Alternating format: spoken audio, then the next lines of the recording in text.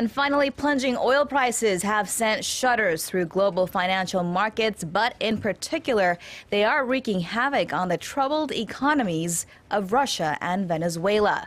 Russia's central bank sharply increased its benchmark interest rate, but the emergency measure has done little to stop the ruble from free-falling. Ji Myung-gil reports. The Russian ruble is hovering at its all-time low despite a radical interest rate hike overnight. Falling oil prices and Western sanctions dragged the ruble to a low of 67 against the dollar on Monday.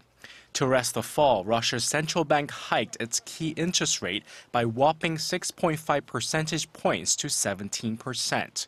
The Russian currency jumped against the dollar on Tuesday before being pushed back to near the Monday low.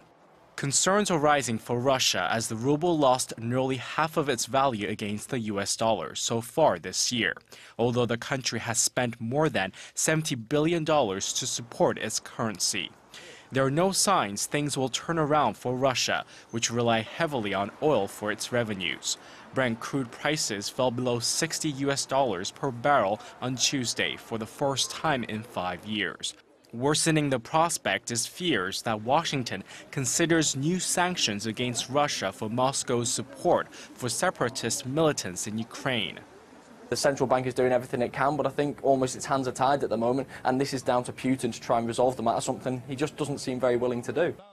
Venezuela is seen to be worse off as oil makes up 96% of its export earnings. Many financial watchers warn that the Latin American country is pushed to the brink of default on its debt.